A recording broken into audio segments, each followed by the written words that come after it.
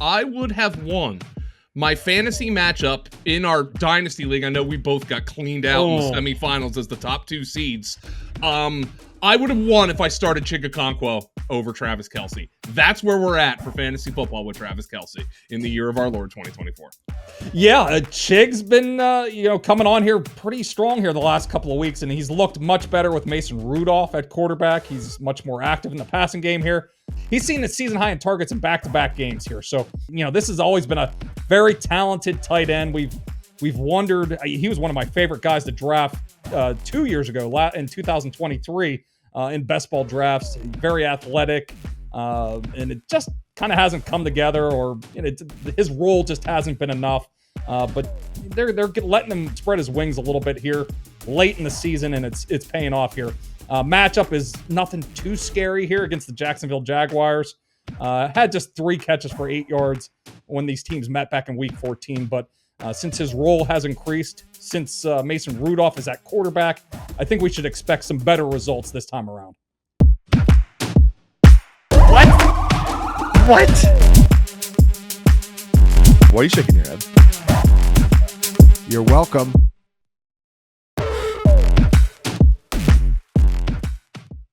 Welcome to Championship Week of Fantasy Football Week, number 17 of the 2024 NFL season. And welcome to the Fantasy Points YouTube channel podcast, wherever you get your Fantasy Points waiver wire content.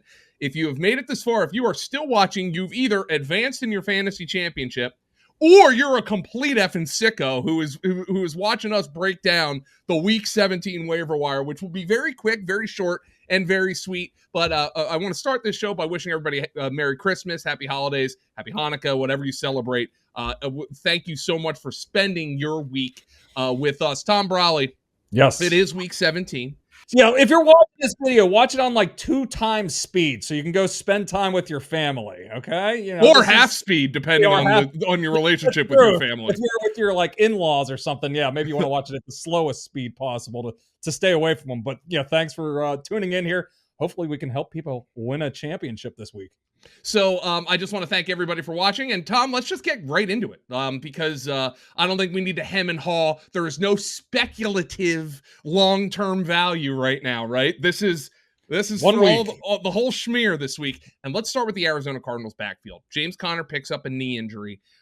They have been eliminated from playoff contention. Jonathan Gannon on Monday, we're recording this Monday afternoon, says it's going to be close for him to play. They play, I believe, on Saturday. So there is games all over. And it's really kind of annoying, especially if you're a DFS player. This is going to be maybe the shortest DFS main slate in regular season history. But I think the Cardinals play on Saturday. They're eliminated. They just signed James Conner to a contract extension. Yep. Why would he play this week? Yeah, it doesn't make a whole lot of sense for them to rush him back if he's not anywhere close to 100%. I'm sure maybe James Conner personally might want to finish it out.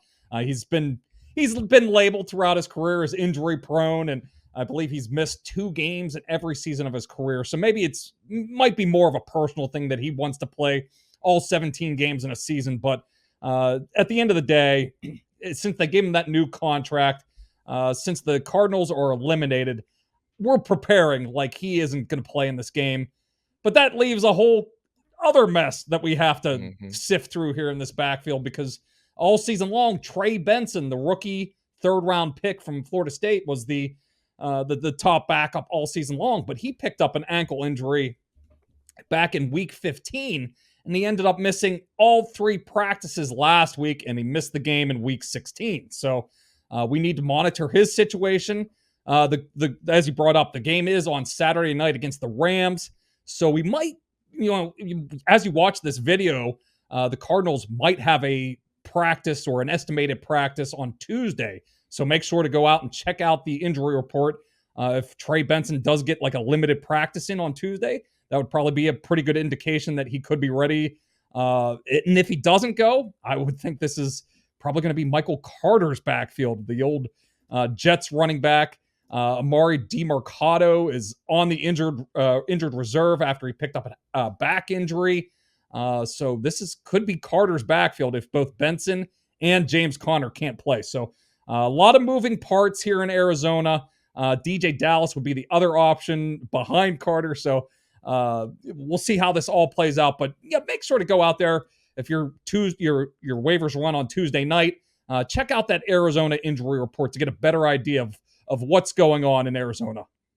Tom, let's go to wide receiver, and there's a couple of options that I really like here. Let's start with Jalen McMillan, who scored on Sunday night against the Cowboys. He's been balling out, and obviously, he was a third-round pick, and third-round picks sometimes can take a year or two to really develop and hit their potential. So any struggles he had earlier in the year, they've kind of gone by the wayside as he's been forced into action. He's rostered in about half of Yahoo leagues, so he maybe not available in a deeper league, but with Baker Mayfield still slinging the ball around there and the Buccaneers needing to win, T-Bro, it looks like Jalen McMillan's going to have some value going forward. Yeah, he's been excellent here the last couple of weeks, and he almost had an even bigger game on Sunday night. Just had a couple of close calls with catches. I think one of them even got overturned. It was that close. So still put up 5 for 57 and a touchdown. That gives him 57 yards in 3 straight games, 4 receptions in all those games as well. So he's become a valuable part of this offense. Cade Otton, who was kind of the number 1 receiver for a little bit of time whenever Mike Evans and Chris Godwin were out.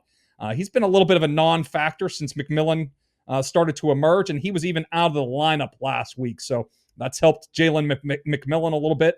And Sterling Shepard, unfortunately, he's banged up again. I think he has a hamstring issue that he's dealing with. So the receiving core is a little bit thinned out here. It's all Mike Evans and Jalen McMillan and the 2 backs that are catching most of the passes right now. So McMillan, if he's out there, he's a viable wide receiver 3 entering this week. Gets a matchup with the Panthers, which isn't scary at all. And we know how well Baker Mayfield is playing at the moment. So we want pieces of this passing attack, and McMillan he's got a great chance to keep the momentum going in week 17.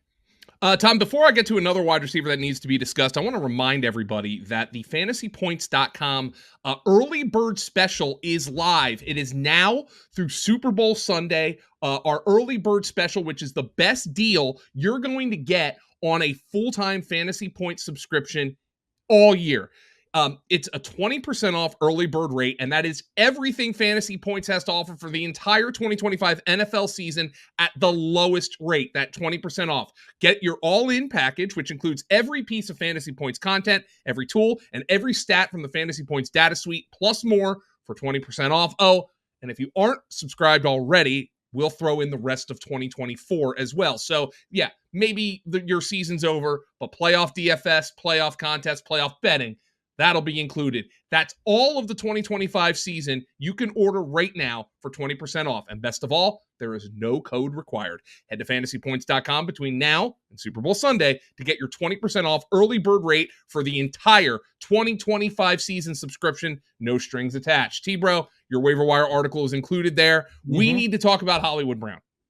Yeah. He was involved pretty significantly for the Kansas City Chiefs in that matchup on Saturday, coming out, producing, giving them a little bit of an extra spark in the passing game. And look, he's going to be an important player for them in the playoffs if he maintains his health.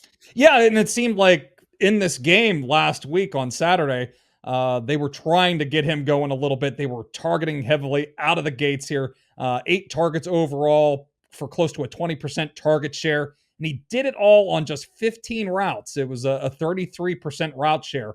Andy Reid, heading into this Wednesday Christmas kick, basically said that they want to continue to ramp him up. So we should expect him to start playing more and more here in the final weeks of the season.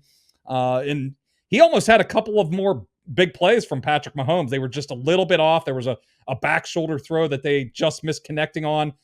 So there was plenty of opportunities here. And this was a bigger, I thought he'd get eased in and maybe get a couple of targets, but they threw him basically right into the fire here.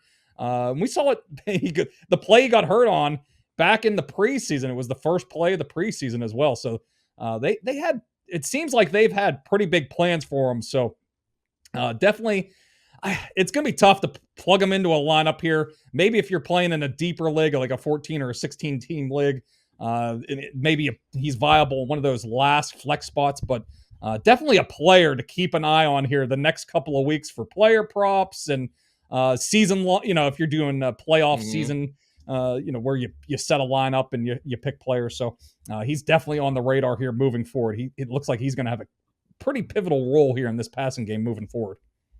Tom, I want to touch on one guy at the tight end position. I would have won my fantasy matchup in our dynasty league. I know we both got cleaned out in the semifinals as the top 2 seeds.